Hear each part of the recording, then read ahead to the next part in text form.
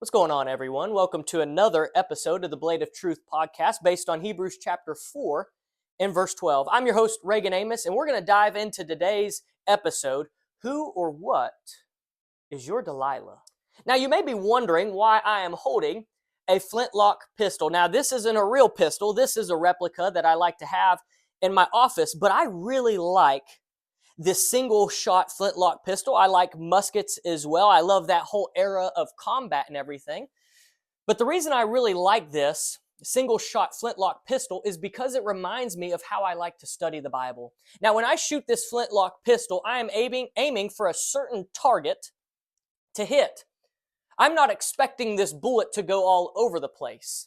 Now, the way I mean this in my Bible study is when I go to a certain chapter or a book, I am intently focused on the context.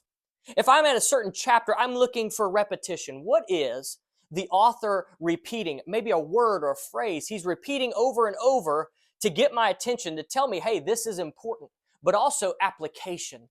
What can I grab from this text that can be applied in my life that I can use throughout daily living? Now, some people like to study the Bible like a shotgun blast. They shoot and it goes everywhere, and they're going to different passages of Scripture, and I think there's a time for that. It's great to cross-reference. But many times in my study, like I said, I like the single-shot bullet. And that's what we're going to do this episode. Now, you may be wondering about the title. Who or what is your Delilah? Well, if you go to Judges chapter 13, we're first introduced to a man named Samson. He's also a judge.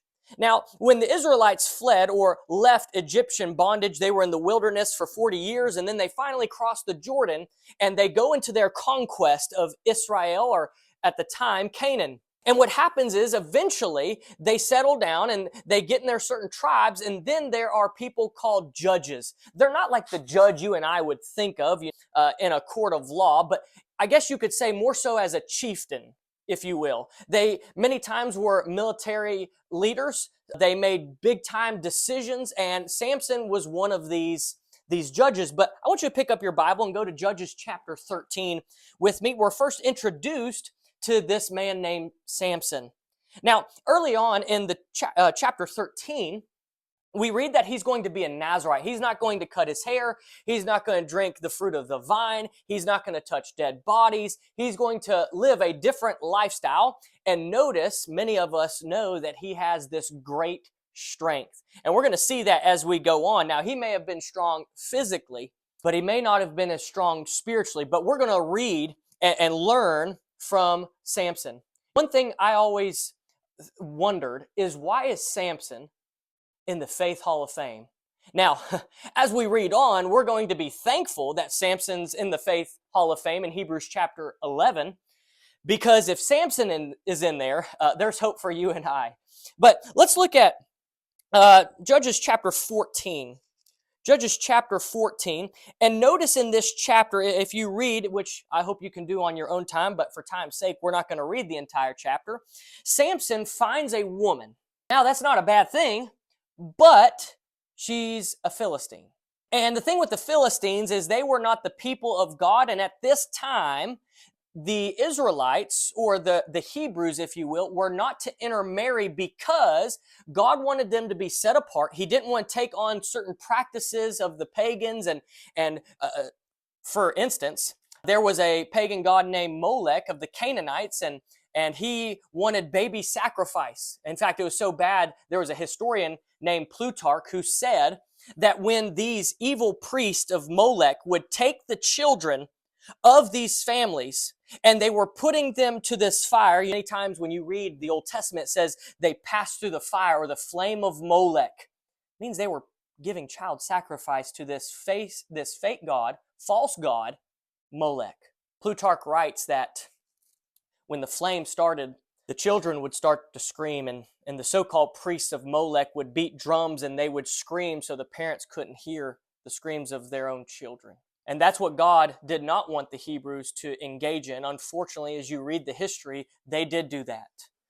But he finds this Philistine woman, but eventually he gets to the wedding celebration, and the Philistines come in and they do a bunch of riddles. And Samson gives them a riddle, But eventually, the Philistines go to his soon-to-be wife and ask her, what's the answer to the riddle? And she gives it to him. And so what Samson has to do is he has to go get tunics because they betted on certain tunics. And so Samson goes out to get those tunics. Well, he comes back. And the reason I'm giving this context is we're probably going to understand a little better as to why Samson did what he did. Watch this. Look at when he comes back. Verse 19 of Judges chapter 14 says, Then the Spirit of the Lord came upon him mightily, and he went down to Ashkelon and killed 30 of their men, took their apparel, and gave the changes of clothing to those who had explained the riddle. See, that's what we talked about earlier. So his anger was aroused, and he went back up to his father's house. And Samson's wife was given to his companion, who had been his best man. Notice in the context of what's happening to Samson, he tries to marry this Philistine woman, which he should not have done. He gets into a wager, a bet, which he should not have done. And then the Philistines get into that relationship. We'll talk a little bit about that later. But eventually, he loses the wager, the bet. He goes and gets the apparel, brings it back, and then he comes back, guys, to his supposed-to-be wife, now with his best man to his wedding. That's not it. Watch this. Look at Judges chapter 15 and verse 1. After a while, in the time of the wheat harvest, it happened that Samson visited his wife with a young goat. And he said, Let me go into my wife, into her room. But her father would not permit him to go in. Why? Her father said, I really thought that you thoroughly hated her. Well, why would he think that? Well, if you remember, on their wedding day, Samson left. I don't know if the father of this woman knew about the wager Samson had with these Philistines, but he thought, since you left, you didn't want to be with my daughter. And notice what he says, verse 2. Therefore, I gave her to your companion. I don't know if any of you have gone through this, but could you imagine for a moment that you have to leave the wedding for hopefully it's not for betting or making a wager, but you leave because something happens, you have to go take care of it, and you come back, guys, and your best man is married to who you're supposed to be married to. I don't know about you, I wouldn't be happy. But notice what happens. Verse 3, And Samson said to them, This time I shall be blameless regarding the Philistines if I harm them. Then Samson went and caught 300 foxes, and he took torches, turned the foxes tail to tail, and put a torch between each pair of tails. When he had set the torches on fire, he let the foxes go into the standing grain of the Philistines, and burned up both the shocks and the standing grain, as well as the vineyards and the olive groves. Now, if you're thinking that's weird, can I tell you something? From a history standpoint, this is not weird. In fact, this happened a lot. In fact, if you know Genghis Khan, many know him as Genghis Khan, what he would do many times is when he was on his conquest with the Mongolian Empire, if he saw a city that was very well fortified, he would actually get certain birds, light them on fire, and they would go into the city and burn the roofs and make the city in disarray. Not only that, his grandson, Kublai Khan, did the same thing, but with horses. He'd set the horses on fire, and he would let them run toward the enemy camp, and it would burn through the tents, and it would hit men, and then his armies would charge. And this is what Samson's doing. He's burning these animals on fire and releasing them into the wheat and the grain and the vineyards of the Philistines, hurting their economy. And notice what happens. Remember, not only was his supposed-to-be wife now with his best man, watch what happens to her. Verse 6, Then the Philistines said, Who has done this? And they answered, Samson, the son-in-law of the Timnite, because he has taken his wife and given her to his companion. The Philistines came up and burned her and her father with fire. Guys, this is before we even get to chapter 16 with Delilah. You're going to notice in Judges chapter 16 what he's about to do, which is not smart, but can you kind of understand where his head is right now? Number one, he lost his supposed-to-be wife to his companion, and now, still having feelings for her, still, I'm sure, claiming to love her, watches her and her father burn right in front of him. And of course, this is what happens right before Samson goes on and kills 1,000 Philistines with the power of God through the jawbone of a donkey. But notice Judges chapter 16, and this is where we're really going to focus for this episode. Who or what is your Delilah? Now, before we dive into this, We talked about application earlier. What I love to do with this is look at Delilah as a temptation. When I ask who or what is your Delilah, I want you to think of a certain temptation, whether it's a person, a thing, an action, whatever it may be, who or what is your Delilah? And not only do I want you to do that, think of Delilah as your temptation. And then I want you to look at the Philistines as the sin or the result of giving into that temptation. You're going to see what I mean as we go on. Are you ready? All right, let's go. Look at Judges chapter 16 and verse 1. This is really neat here. Now that we know a little bit of the context, we might better understand, not saying Samson should have done this, but we can understand that I may not wish or want Samson to do this, but just look at verse 1. Now Samson went to Gaza and saw a harlot there and went into her. Should he have done that? No. But notice what happened to this man. Look at verse 2. When the Gazites were told Samson has come here, they surrounded the place and lay in wait for him all night at the gate of the city. They were all quiet at night, saying, in the morning, when it's daylight, we will kill him. And Samson lay low till midnight. Then he arose at midnight, took hold of the doors of the gate of the city, and the two gateposts, pulled them up, bar and all, put them on his shoulders, and carried them to the top of the hill that faces Hebron. Could you imagine that sight? Could you imagine a man? Of course, the power of God flowing through this man's muscles, his veins, being able to do this. But notice verse 4. This is where we get into the story many of us know, but maybe we haven't applied it in this sense. Follow with me. Look at verse 4 of Judges 16. Afterward it happened that he loved a woman in the valley of Sorek. Throughout the Bible, a valley often meant a low place because a valley was the low place between two mountains or two hills. Many times in this geography, in this time, they would fight battles in the valley. They'd be camped up on two sides. If you remember David and Goliath, they were in the valley of Elah. And one army was on this hill or mountain and the other was on this hill or mountain. And they would face in the valley. But many times we can apply the valley as low places in our life. Maybe battles that we're facing. We may have been on the mountain or the hill in one area of our life, and then something happens and we find ourselves in the valley. But notice on the other side of the valley is what? The mountain. Don't be focused so much on the valley. Be focused on the mountain. Be focused on things above, Colossians chapter 3. But look at verse 5. Notice we're introduced to Delilah, aka our temptation. But look at verse 5. And the lords of the Philistines came up to her and said to her, entice him and find out where his great strength lies and by what means we may overpower him, that we may bind him to afflict him. Every one of us will give you 1,100 pieces of silver. You remember, as we spoke earlier, look at Delilah as the temptation and the Philistines as the sin or the result of giving into that temptation.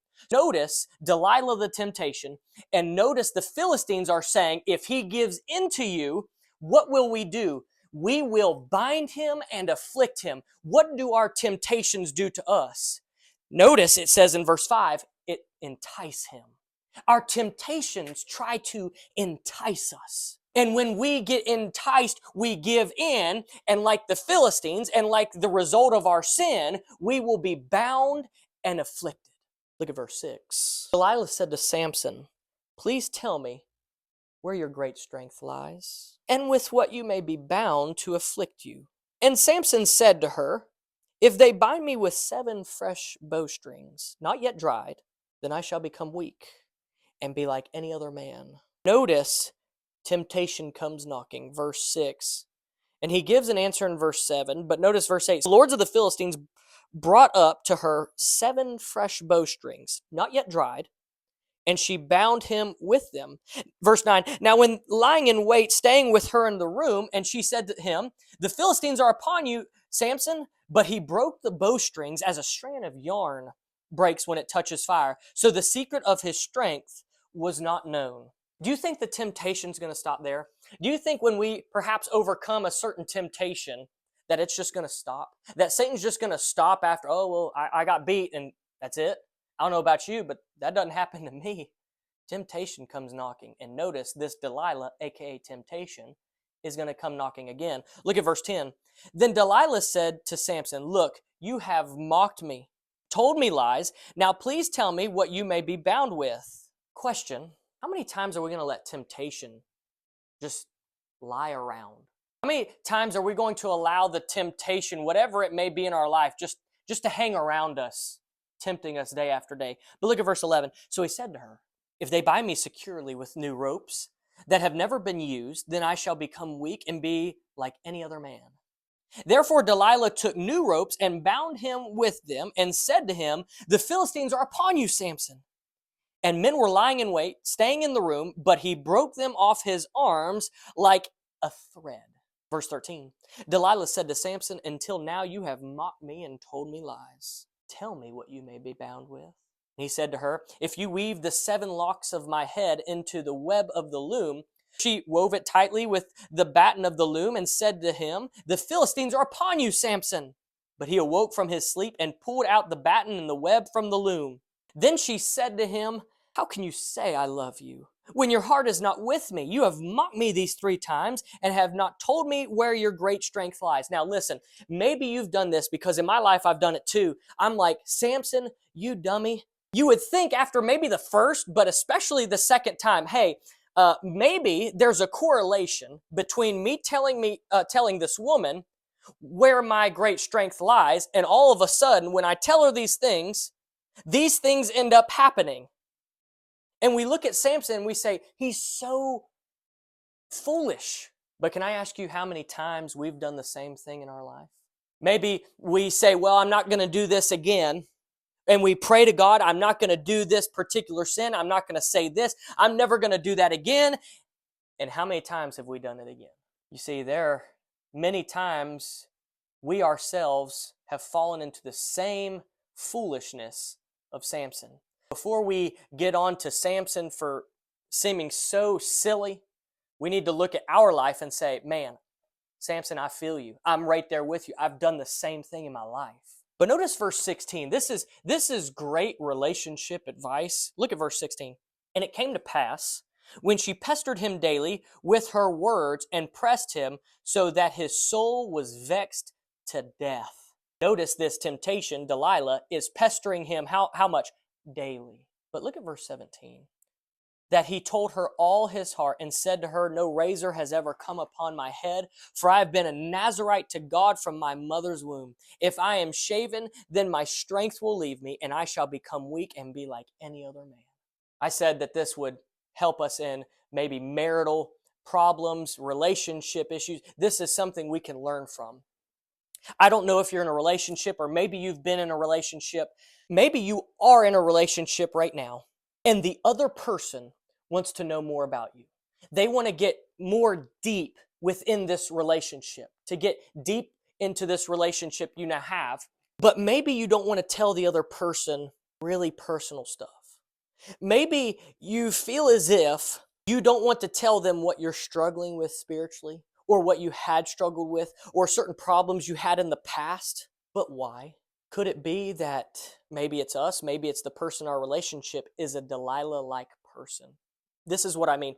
Notice, Samson finally opens up in this relationship. Maybe you've opened up in a certain relationship and that man or woman used it against you. And maybe you're currently in that relationship now where the other person, or perhaps you opened up and you told them something deep. Maybe you opened up and told them something dark and they used it against you. And now you're hesitant, or perhaps you never open up again. Why? Notice what Delilah did to Samson. Watch this.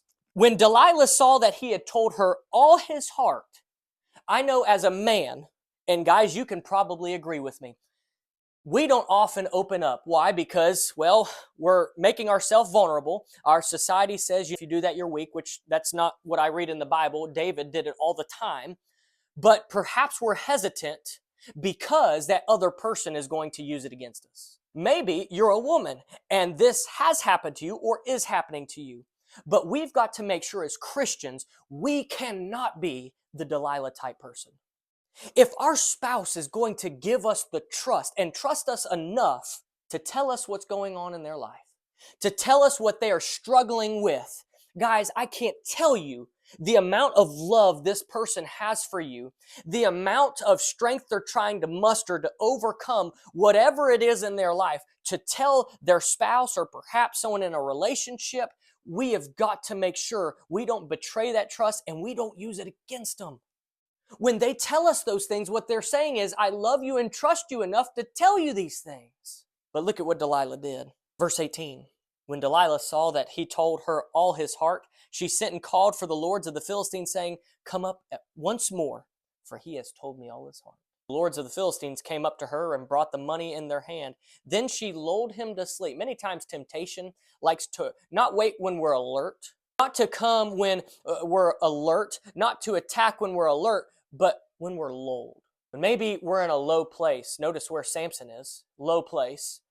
Maybe we're not as spiritually, as Paul would say to Timothy, fan the flame. Maybe our flame isn't burning bright. Waits till we're lulled. Lulled to sleep on her knees, and called for a man and had him shave off the 7 locks of his head. Then she began to torment him. Guys, watch this. Verse 17, look at it. That he told her all his heart. This man was willing to be vulnerable. He was willing to give all to this woman. And notice it's not till 2 verses later, verse 19 says, she began to torment him. In our relationships, when someone tells us all their heart, do we torment them? When we make a mistake in our marriage, maybe in the church, maybe in a friendship or a relationship, are we going to torment them? Or are we going to be thankful they trust us enough to tell us that they love us enough that they told us and they're willing to work on said whatever it is, and help them through that, or are we going to torment them? And it may be that in our marriage, in our relationships, maybe in the church, we're not willing to come forward. Maybe we're not willing to talk about the things that are behind closed doors, whatever it may be, because we're going to be tormented for it. But the question we got to ask ourselves, are we the Delilah type person in tormenting our spouse or other people around us? Talk about application. Boy, these chapters are rich with it. But look at verse 20. And she said, the Philistines are upon you, Samson. He awoke from his sleep and said, I will go out as before at other times. He said, well, I've overcome this temptation so much, I'm good, I'll get over it. But he let that temptation lay around or hang around too often, and it caught up to him. How many of us have a temptation we're just hanging around? We'll say, I can overcome it. I can stop at any time. What Samson said. He said, just like at other times, and shake myself free, but keep reading. But he did not know that the Lord had departed from him. Why? He let it hang around too long. Verse 21, then the Philistines took him and put out his eyes and brought him down to Gaza. They bound him with bronze fetters, and he became a grinder in the prison. Remember earlier I said, look at Delilah as the temptation. Now look at the Philistines as a result of giving into that temptation. Did Samson give into the temptation? Yes, he did. And now notice the result of giving in. Notice the sin. See, notice what the Philistines did to him. Look at verse 21. The Philistines took him, put out his eyes, and brought him down to Gaza. They bound him with bronze fetters. When we give in to sin, when we give in to temptation, sin puts out our eyes. It stops us from seeing what life's all about. It takes out our eyes to stop us from seeing what matters most in life and seeing the way, the truth, and the life, John 14, verse 6. And notice, it binds us. It makes us a prisoner. Verse 22 says, however, the hair of his head began to grow again after it had been shaven. But let's keep reading in verse 23. Does this apply to us? Absolutely. Verse 23 says this, now the lords of the Philistines gathered together to offer a great sacrifice to Dagon, their god, and to rejoice. And they said, our God has delivered us, or delivered into our hands, Samson, our enemy. When the people saw him, they praised their God, for they said, our God has delivered into our hands our enemy, the destroyer of our land, the one who multiplied our dead. Verse 25. It happened when their hearts were merry, they said, call for Samson, that he may perform for us. Philistines sin. When we are prisoners of sin, we can't help but perform for our sin. When we are a slave to our sin, we perform for it. And you know what? It makes us do things we don't want to do. Sin will take us further than we're willing to go and cost us more than we're willing to pay. They called for Samson from the prison, and he performed for them. So many times we say, well, as I'm not a Christian, so I can live it up. No, you're performing for your own lust. You're a prisoner of your own lust and sin. That's what Samson had to do. And they stationed him between the pillars. Now, the cool thing about this whole episode is not only are we going to see the mistakes of Samson, we're going to see how Samson actually ends up in Hebrews 11, in the Faith Hall of Fame. How in the world does he do that? Did we just read the mistakes he made? And then when we look at our life, we're like, man, the more we read this, the more we say, man, I kind of relate more to Samson than really I knew I did. But that's not where the story ends. Maybe you're like Samson and you've given in to the same temptation over and over, even when you've prayed time and time again, God, I'm not going to give in to this temptation anymore, and you find yourself doing it. And you see, Satan actually isn't that concerned with us making mistakes or falling from time to time. He's not really concerned with that, because if we get up and keep moving forward, he doesn't have us. He wants us to drown ourselves in despair. And he wants us to stop us from continuing on till the end. But God says, stay faithful when? Until the end. But keep reading. We're going to see how Samson actually ends up in the Faith Hall of Fame. Watch how neat this is, and I pray we can apply this in our life. Maybe you have a temptation that is pestering you daily. Maybe you've fallen in the same sin and you're doing all that you know to overcome this sin or temptation. Watch what Samson did. I know that's actually kind of crazy. How in the world can we learn from Samson to overcome sin? I'm telling you, it's here. Let's go. Follow me. Verse 26. Then Samson said to the lad who held him by the hand, let me feel the pillars which support the temple, so that I can lean on them. Now the temple was full of men and women. All the lords of the Philistines were there, about 3,000 men and women on the roof watching while Samson performed. Notice the Philistines represent sin. Remember that. Verse 28. Then Samson called to the Lord, saying, O Lord, remember me, I pray. Strengthen me, I pray, just this once, O God, that I may with one blow take vengeance on the Philistines for my 2 eyes. Notice number one, if we want to overcome the sin problem in our life, notice what Samson did. He prayed to God earnestly to take vengeance on what the Philistines had done to him. You and I need to have the mentality. We want to take vengeance on the sin in our life. We want to take vengeance on the very thing that blinded us from what mattered in life. We want to take vengeance on the very thing that binded or bound us and made us fulfill or perform for it or them. But look at verse 29. And Samson took hold of the 2 middle pillars which supported the temple, and he braced himself against them, one on his right and the other on his left. How do we apply this? Notice who was standing on top of the temple. It was the Philistines. Well, the Philistines represent what? Based on what we said earlier, sin. Notice what Samson had to do. It says he took one pillar on his right and one on his left. What supported the temple? With the people on it. What's supporting our sin? Maybe we have a sin behind closed doors. What is supporting us engaging in that sin? Maybe we have something that's going on in our mind. Maybe it's a certain place we go to. Whatever is supporting that sin or that temptation, take the pillars and take them out. Don't give an opportunity for sin. But notice it says he had to brace himself against it. Guys, when we are overcoming a temptation or a sin in our life, we better brace, because it's not going to be easy. And not only that, it's going to hurt. Look at verse 30. Then Samson said, let me die with the Philistines. Notice the humility now that Samson now has. He says, I'm not even worthy to die among the righteous or among the people of God because of what I've done. He says, you know what? I understand. I don't deserve a burial. I don't deserve this. I don't deserve that. Let me just go out with these people. For a Jew to say that, that is literally the highest form of humility. Because he looks at his life and he says, God, when you judge me, look at my life, I'll understand it. In Psalms, we read that David had that attitude. He said, you'll be just when you judge me. Look at verse 30. Then Samson said, let me die with the Philistines. And he pushed with all his might to overcome the sin, to get rid of the sin. We've got to have the mindset to take vengeance. We've got to take out the pillars that support that sin. And we've got to push. with all our might. That reminds me of Matthew 5. When Jesus is talking about if your eye causes you to sin, pluck it out. Of course, that's hyperbole. What Jesus is saying, you do and take whatever measures necessary to overcome that sin. Notice that's what Samson does.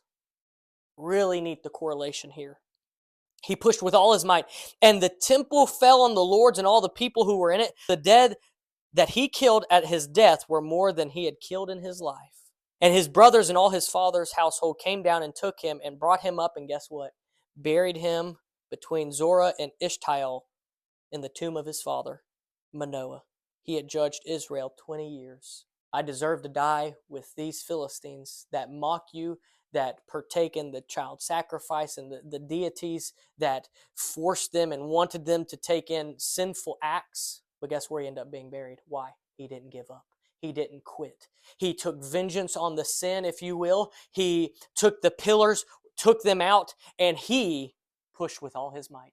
And notice what's so neat, because he trusted in himself and his own physical strength. But notice when that strength was taken away for a time, it humbled him to the point where he now realized and saw that his strength actually came from the Lord. Even though Samson's eyes were taken out, that he was blinded, he could see more clearly than he ever could. And there's so much that we can gain from the story of Samson and so much others. And I'm so excited to dive into more studies with you. Now, that concludes our episode for today. I always want to end with this. Listen, if you're in the Oxford area or around Oxford, Alabama, what I would love for you to do is join us at our congregation here. It's on 89 Hamrick Drive East, Oxford, Alabama, 36203. Our service times, we've got a Bible study Wednesday night at 6 p.m. Sunday mornings, we have Bible study at 9:30 a.m. and worship service at 10:30 a.m. Listen, if you're looking for a congregation of God's people that just want to be Christians, that just want to follow Jesus, not man-made doctrines, not added stuff, we just want to be followers of Jesus Christ. If you want a congregation like that studies the Word of God intently and want to use the sword of the Spirit, the Word of God, and go into not just the world, our community, come and join and visit us. We'd love to have you. Looking forward to another episode with you. Hope y'all have a great week. Thank you so much for tuning in.